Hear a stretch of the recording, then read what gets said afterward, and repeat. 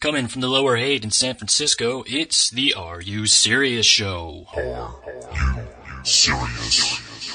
I'm Are You Serious? And this is my show.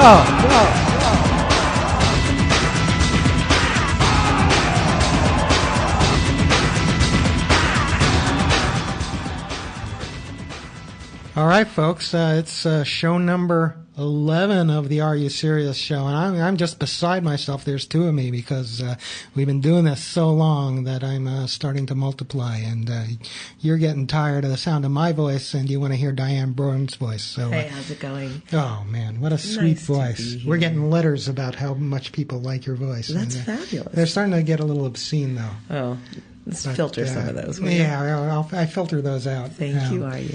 But anyway, we're here. We've got Rob Brezsny coming in to talk to us about pronoia, and this should be an interesting show. Last week we had a world-famous philosopher in the studio, Richard Rorty. Man, was he wild. We partied down with him, and he's kicking it. Oh, I'm still reeling from reading some of his lectures. We tried fabulous. We tried to get him to go home at like 6 a.m. He was doing shots. Animals. Yeah, it was too cool. But Brezsny's mellow. Brezsny's a quiet guy, and it'll be hard to squeeze some words out of him. But we'll do the best that we can. You have your ways. Welcome. Come right in. You can't afford to miss this. Step right up.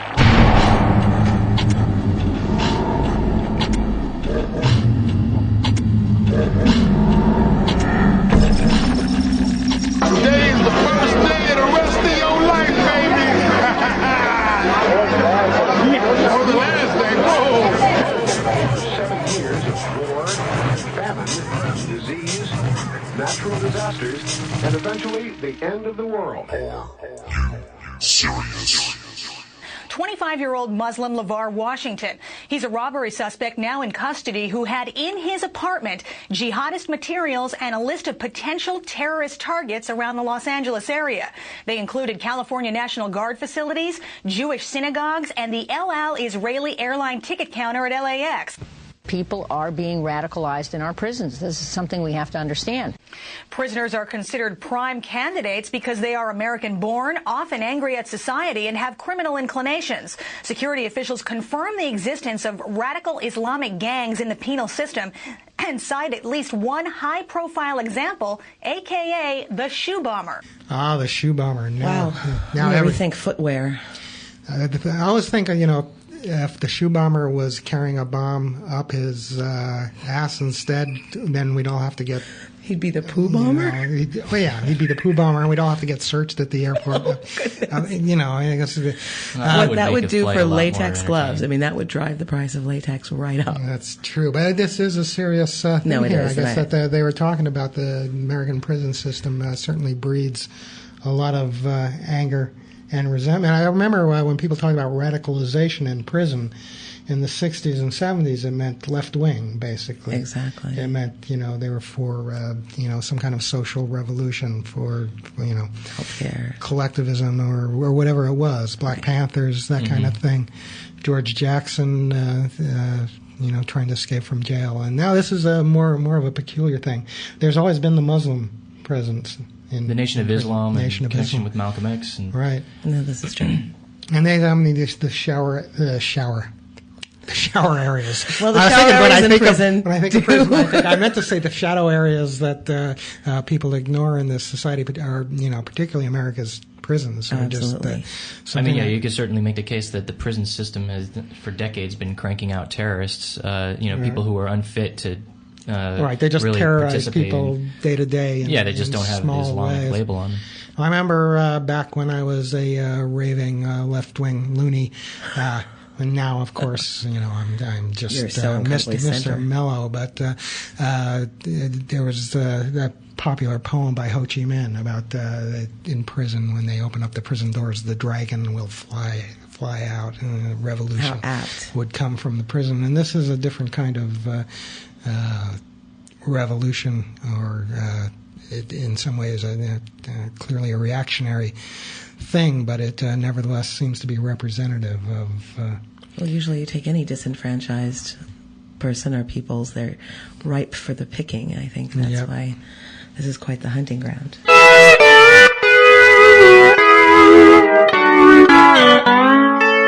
It has major corrosive effects on the mind. It actually eats away at the brain. It has a dramatic effect on the physiology of the body. It destroys the teeth in short order. But more than that, like all drugs, it turns the addicted into absolute consumption with the pursuit of that drug. But in this case, much more damaging to the mental capacities and the physiology of the person affected. As far as I'm concerned, from where I'm living, meth currently is the biggest threat to the United States, maybe even including Al-Qaeda. And I mean that seriously, in terms of the very fabric, the very structure of our nation. Jim McDonough, director of the Florida Office of Drug Control, talking about how the stimulant crystal methamphetamine chews up the body, on the Bush administration ignoring a drug that now threatens to ravage the entire country. Crystal meth has infested all 50 states and is reaching into every socioeconomic group. In one recent survey of counties, 58% of cops said methamphetamine was their biggest drug problem, compared with only 19% for cocaine, 17% for pot, 3% for heroin. Unlike other drugs, meth ravages entire communities.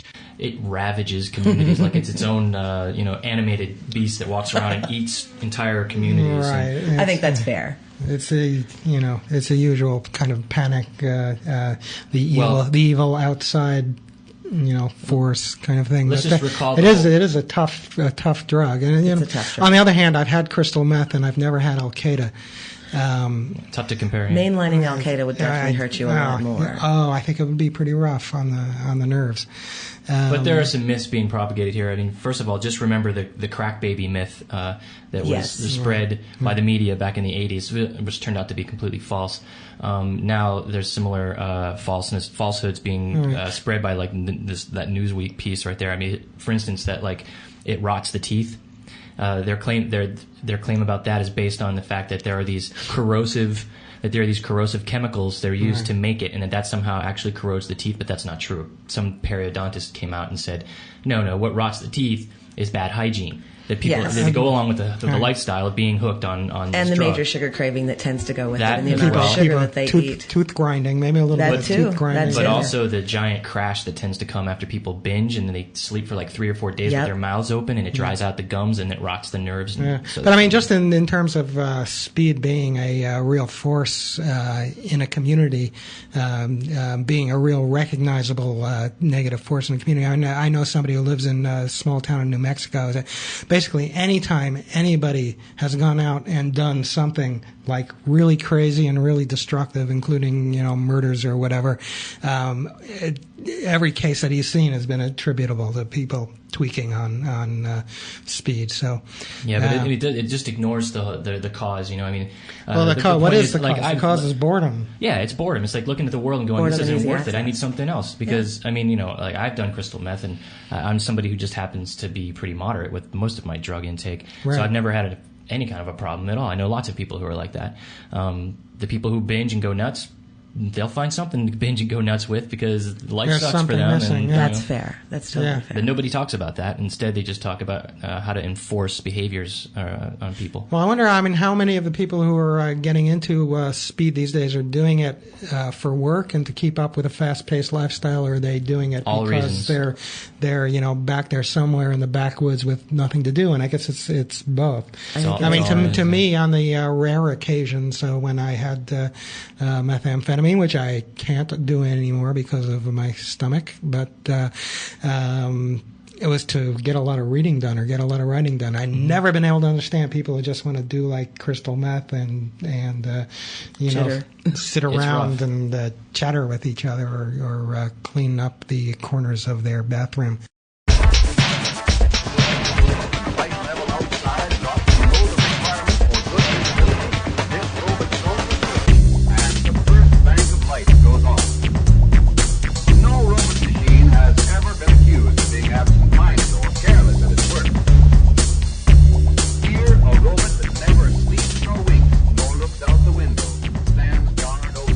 All right, we're here with Rob Brezsny. Hey, Rob. Hey, are you? Do you need any commercials? I brought some commercials. Did you bring us some commercials? Yeah, I did. Well, let's start right off with a commercial then. Okay. Fuck the introduction. Let's just go Are right You into the Serious show is brought to you by Yo Mama. Well, actually, it's brought to you by the imaginary lightning bolts that you can fling from your fingers anytime you want to. Wow! Thanks for the sponsorship, imaginary lightning bolts. Did you bring any product samples? Wait a second. Oh, there's lightning. I'm not sure if it's working or not. Joe's spark catches on fire, then we'll know. And that's a reference to another fabulous show on this network, Neophiles. And you'll figure it out. You'll puzzle it out by putting them all together. Anyway, Mr. Brezsny here is the author of Pronoia is the Antidote to Paranoia, How the Whole World is Conspiring to Shower You with Blessings. His free will astrology column appears in the Village Voice and all over the fucking place. Everywhere you look, there's his astrology column, and it's very much fun. And he's created 5 music albums, 3 of them with the band World Entertainment War that many of you in the San Francisco Bay Area probably have seen. Saw them around in the 90s quite a bit, and you guys probably toured a bit around the country as well, didn't you? We did, and we reformed in 2000 to do some shows, including New York and L.A. And he calls himself a perpetrator of sacred uproar, and he's the founder of the Beauty and Truth Laboratory, which is a mouthful because you usually say truth and beauty. So you're already confusing us. Well, because we're pretty simple here. Well, we're simple folk. We have to rebel against the prevailing modes of discourse, don't we? In fact, I liked your idea of bringing up fuck right away because that gives me permission to expand. Well, we have to redefine the language everywhere we go, just like the gay people redeem the word queer. Queer, yeah. Feminists redeem the word bitch. Right. So I'd like to redeem the word asshole, goddammit, and fuck you. So we just, from here on in, define you asshole to mean my beautiful friend. All right. We redefine the word goddammit to mean joy to you. And we redefine the word "fuck you." Well, I don't think "fuck you" should be exactly what it is, but it should be. Well, we redefine it to mean I hope you experience great pleasure. Thing. I hope you experience great pleasure. So if you say, "You asshole, goddamn it, fuck you," you mean my beautiful friend, joy to you. May you experience great pleasure. I'm gonna try that today. As soon as I go out, I'm gonna see how that works. Right out here, I could have tried it in the Tenderloin. Start slowly. Old spot, but, I have a question. Someone told me last week that cunt is the word. What's the origin of cunt? And I started looking it up on the internet in some Anglo-Saxon thing, but everywhere it said cunt is the worst word you can say in the English language. Is that even true? No, that's only here, though, because that's not true in Britain. I like that word. Yeah, everybody. Yeah. But they said men told me that women get really upset if you say. I always thought it was a compliment. It used to be true. So could we read Henry Miller? Please go right ahead. Oh, I have. No, you do it. It's your job. No, we're all pronoiacs here. Cunt is I a knew beautiful he was going to leave blonde. a bunch of stuff up to us. Cunt means you're a Marilyn Monroe look-alike. All right. Well, I'm for it. So I got just to finish the introduction that I so diligently wrote out. I did mention that Eleanor Nathan, who is just a person, nobody famous, but she did say that reading Rob Brezsny is like French kissing Jesus. Now, what's that? I tried that once. He eats a lot. Did you French kiss Jesus? He eats a lot of garlic, actually. A lot of hummus, right? Yeah, you don't want to. Were there a lot of Jesus Christ around? Keep the tongue in the mouth, little baby Jesus. You just chose the wrong Jesus. Yeah. I think there are millions of them out there. Hey, Jesus, man. He's a cool dude. I'd tongue kiss him anytime. Nobody fucks with the Jesus. So, Rob, have you ever brought a rubber ducky to a crack house? I've brought some Beanie Babies to a crack house, but not a rubber ducky. No, you got to get those rubber duckies. I love the little bears. What do you do with them at the crack house? Do they somehow... I don't know. You suggested it as a possibility. Well, I saw that show recently, Blind Date with a Crack Whore. Yeah. Blind Date with a Crack Whore. It was on TV. Spike TV. Date?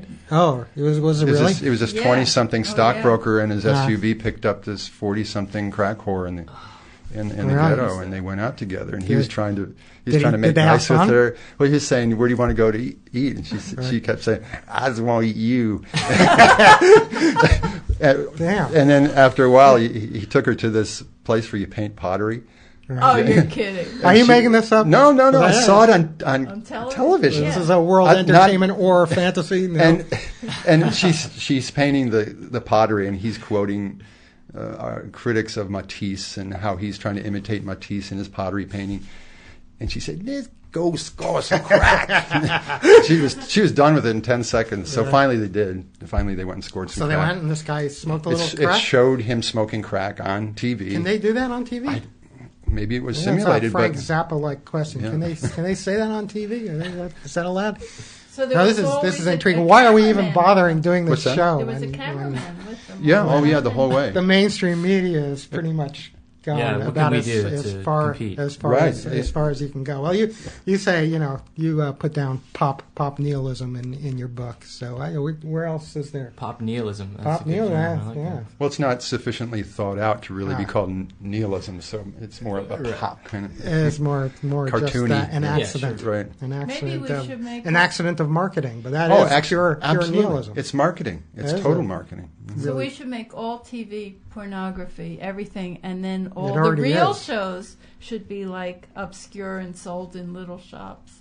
The opposite of what it is now. I was one of those media critics, maybe the UC guy, but he said, unless it crosses the media threshold, it's not real to anyone, which means unless it's mentioned somewhere in the mainstream media. Sure. But I like the stuff that's unreal, that doesn't cross the media threshold. Right, that you can find in some weird little corner, which is just some human being behaving in an original or an unusual and often in way that you stumble upon. Or that's I bring back the word mirabilia, mirabilia, which is an old medieval word, and I propose that we reintroduce it to the language. It's small miracles, extraordinary, anomalous events, things that don't make any sense but which are delightful thereby.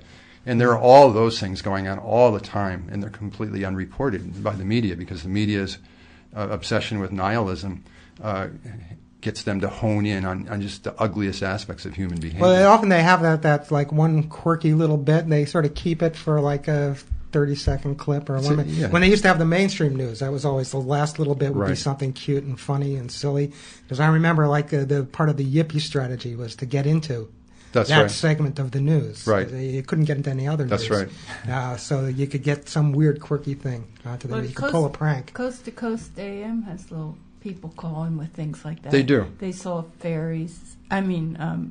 Creatures. They have a whole night devoted to time travelers who call in and report where they came from and what they're doing here. And see, why are we doing this show? I mean, why are we even bothering? Everything, No. There are very few shows like this, and like.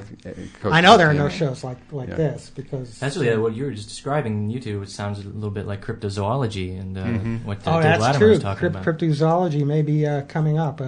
We may have a show indeed investigating creatures that are thought to perhaps exist or maybe not. But I have a question now because we interviewed last week a philosopher who has put aside religion now, put aside philosophy. You probably knows him, Richard Rorty. You probably know his philosophy. Richard Rorty? No, I know he quoted from William James, which is one of his put aside even science as one taking the place of the other. And what he said was he's interested in imagination, but what he said was through language, people are creating themselves all the time.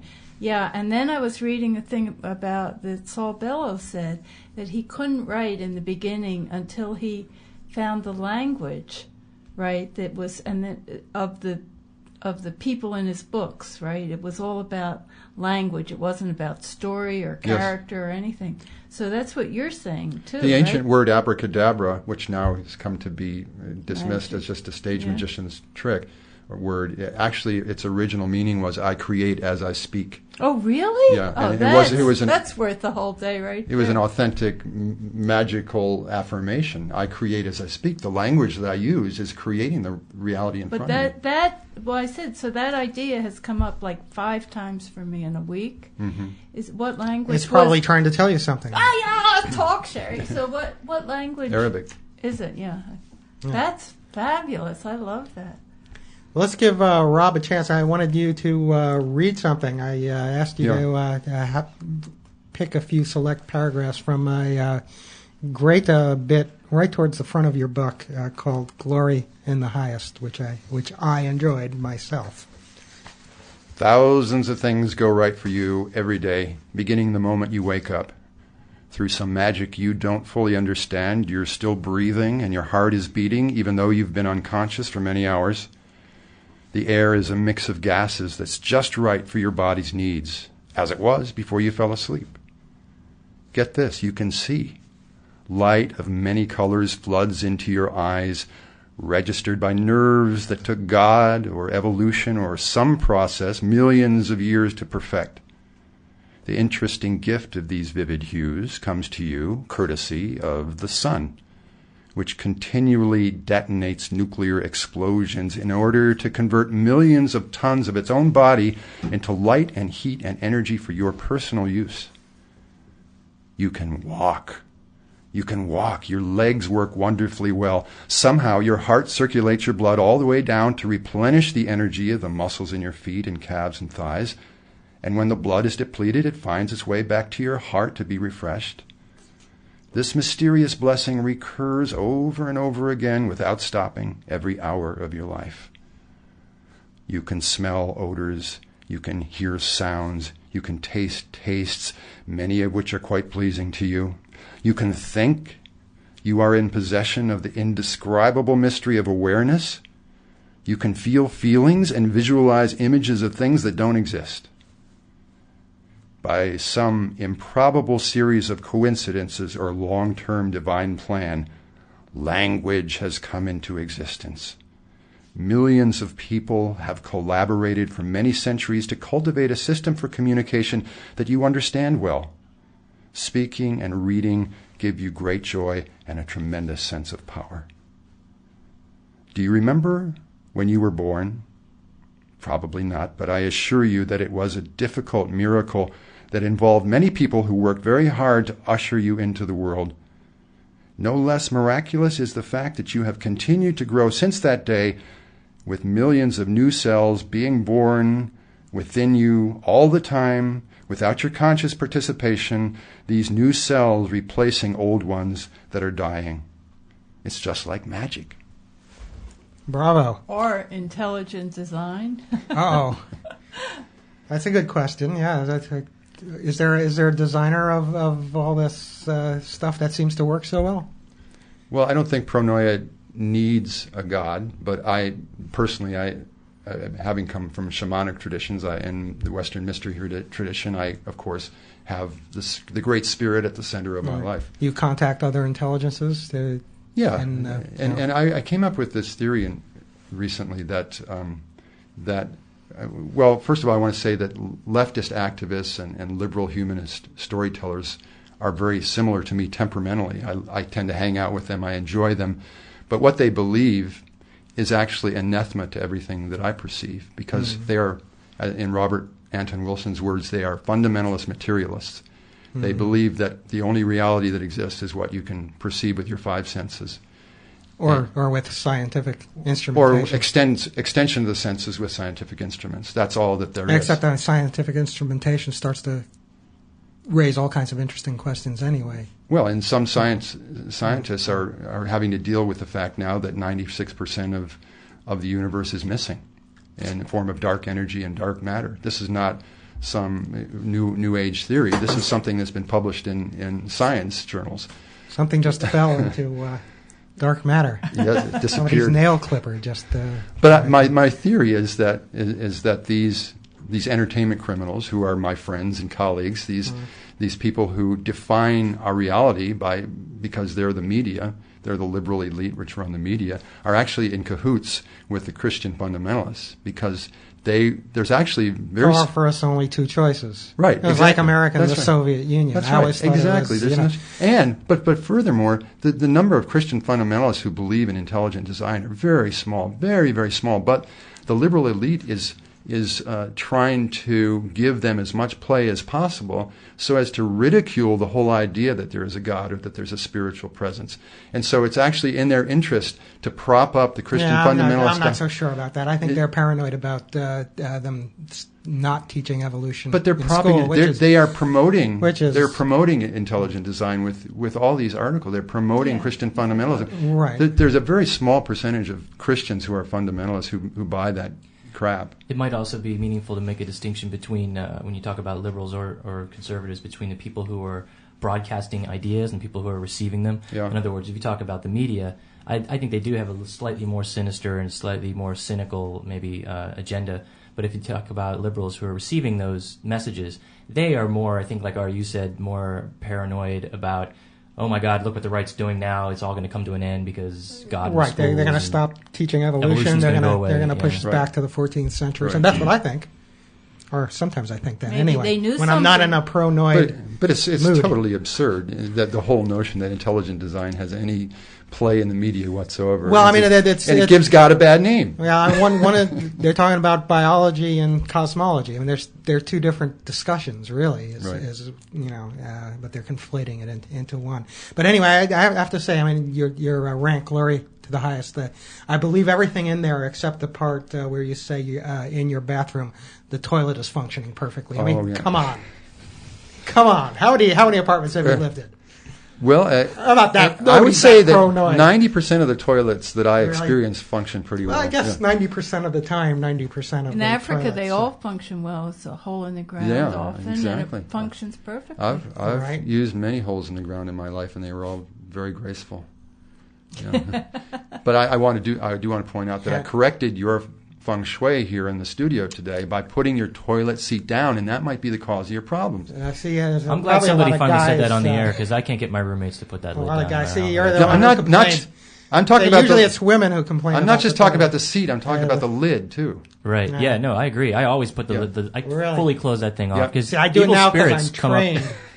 But generally, I would never think about it. Well, think about maybe your toilet will start working better. Our one fear is that our cat is going to dive in there because cats love to do that, dive into toilets. I think actually we should take a moment out here and listen to some music. Rob, you brought a CD with you. What was the name of that? It's World Entertainment War, my band. Do you have a track that you wanted to introduce? Apathy and Ignorance is always a good one. Okay. What's up with that track? Why do you like it? It's a great I think it goes without saying. It's like a kirtan kind of thing that everyone can sing along with. Okay. Well, here we go. Usually what happens is Jeff just picks out what he likes or what he doesn't like or what he doesn't that he dislikes the least. Am I something like that? He can edit that out. He's trying to French kiss the microphone. I'm imagining myself. Anyway, play music and then we'll come back. Yeah, okay, here goes Apathy and Ignorance. Are you serious?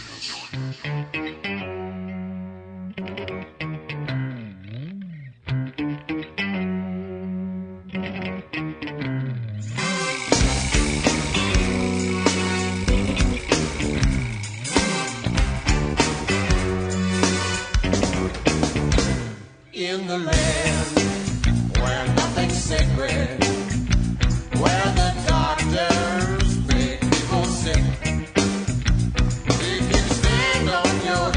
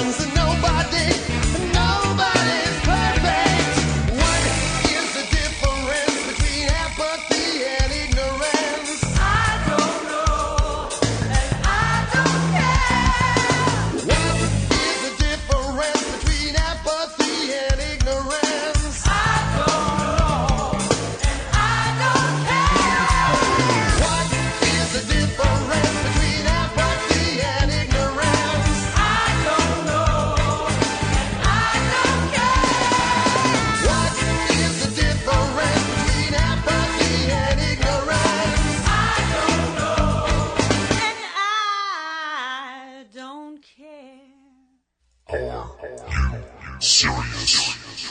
We're back after listening to Great Noise from World Entertainment War. And Rob, for those in the audience who don't know squat about pronoia, why don't you describe something about the history of the concept and then how you came to mutate it into your own particular... John Perry Barlow originated the word, although he actually told me that an editor of his originated the word in 1976. Wait a second. John is always claiming to originate. Well, never mind. But he actually agreed that his editor had coined the word. All right. Although it does have a Greek origin. Pronoia was the name of Prometheus's consort. You know, there was actually a word going on also, metanoia, which was very similar. I don't know about that. But I mean, it's basically the idea that you take a bigger view, and it generally comes out to be somewhat more positive than the paranoid connections that you make when you're looking at a narrower spectrum. But go on. He coined the word. He made a one-sentence definition. Right. The universe is helping us out. And Fraser Clark and the Zippies, I think, were the second main influence. And Fraser... I remember Bob Wilson used it a bit. I didn't know that he actually used the word. He certainly has all the pronoia concepts, though. Right. He said, imagine that you and your friends basically run the world. And with that as your platform, you will achieve a pronoic point of view. Or you'll slap your friends around. He's not a friend of ours.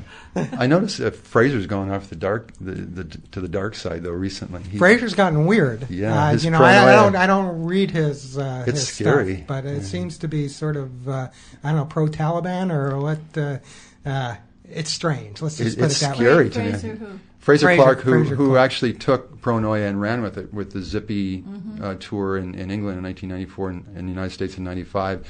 They were working with that concept to some degree. Well, the pronoia tour didn't do that well, so that can hurt your pronoia.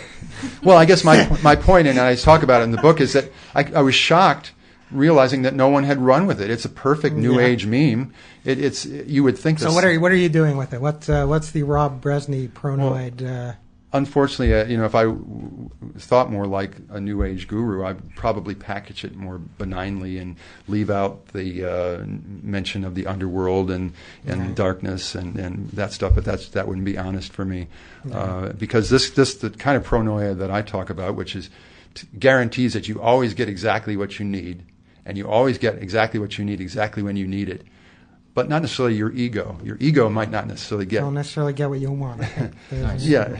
So that's a little bit of a different take on the notion that the universe is conspiring in your behalf, because it is always bringing you exactly the teaching that you need, the ordeal that you need in order to flush some shadow aspect of your own character, or perhaps just pure blessings as we normally think about them. Kind of a Zen thing. Yeah. Learning process. But I mean, just to be a dour realist, everybody knows that Are You Serious is such a dour realist. Are you serious? I am, unfortunately.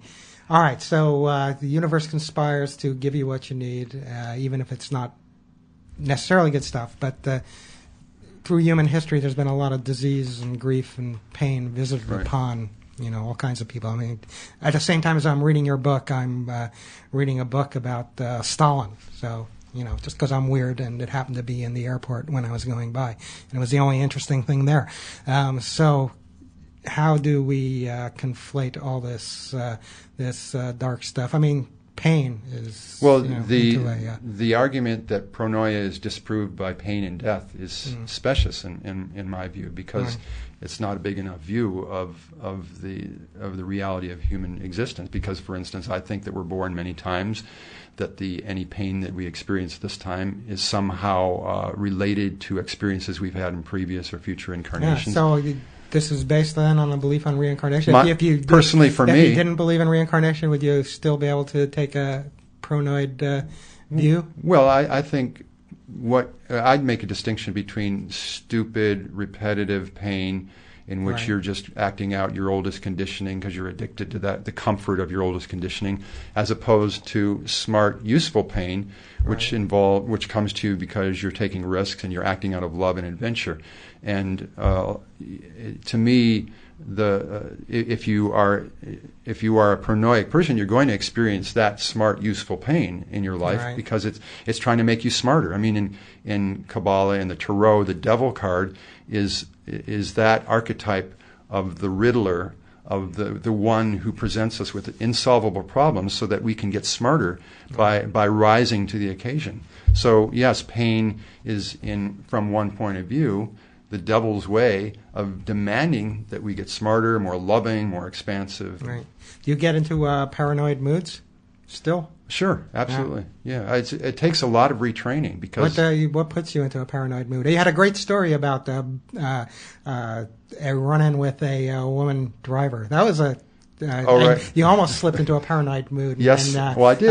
Why don't you tell that? Because that was a wonderful story. If you could give a brief recounting of that story. I was driving on one of the main highways in Marin County, and a woman in a convertible car basically cut right in front of me as she was talking on her cell phone, and I gave some little honk, and she wasn't very annoyed by that, and she fell back and made her car parallel to mine, and was just giving me this Tibetan demonic. Didn't she flip you the bird as well? Yeah. And she, every angry vibe that she could possibly summon, and adrenaline was flowing in me, and I was having, of course, an instinctual reaction to what she was doing.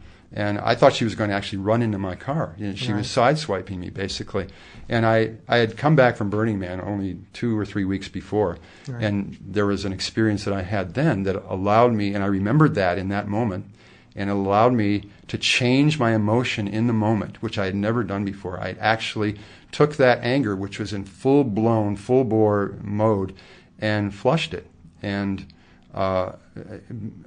because, for instance, the anger that rises in me is always bad for my health, and is contrary to my paranoid impulses. But in any case, I decided to not only feel this, but actually act it out. And I decided I was going to give her a gift, a very valuable gift of a talisman that someone had made for me. Your own feces. It was kind of hard to poop in. A monkey gift. But I had always carried with me in the car this talisman that a friend had made, and it was composed of actual $100 bills folded in an origami fashion. And it's actually, just literally was $800 worth of U.S. tender in there. And I actually threw it into her car as we were driving along. But it was cool, though. It was nuts, but it was also a ritual consecration of the kind of approach to life that I wanted. Yeah. We have to mention that Rob Brezsny is not, a rich rock star, but probably a poor rock star. Middle ground. Middle ground rock star. So, but when you talk about flushing the emotion, I mean, how do you know that you're flushing it as opposed to, say, repressing it, and it's just not going to pop up in some unhealthy way later on? Well, and believe me, I don't think that anger is inherently anti-paranoiac. I think anger is a great cause for seeking justice and seeing things clearly. It can be anyway. But in this particular case, and in many cases where I experience anger, it's just a reflex. Mm-hmm. It's just instinct, the fight and flight mechanism, mm-hmm. fight or flight mechanism, and I don't really want that to dominate my life. Right, it's not going to really have done you any good to thrash it out with this lady by the side. No, whereas anger, sometimes if I'm having a problem in a relationship with somebody and I begin to feel anger, that anger might lead me to a greater clarity about why I feel that way. Or anger about social injustice. That's right, exactly. And it might motivate me to be a better activist. Well, we've had a great time here with Rob Brezsny, and it does seem too short, but fear not, because he will be back with us. To us, it will seem like a mere few minutes, and to you, it may seem like as much as a month or so. But we will be talking more with Rob Brezsny about Paranoia is the Antidote for Paranoia, his new book, and other Rob Brezsny-like things.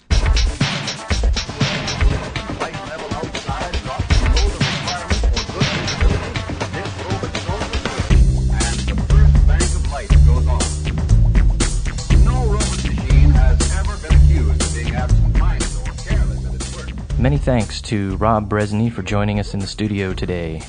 Our gang of four today was Are You Sirius, Diana Brown, Sherry Miller, and me, Jeff Deal.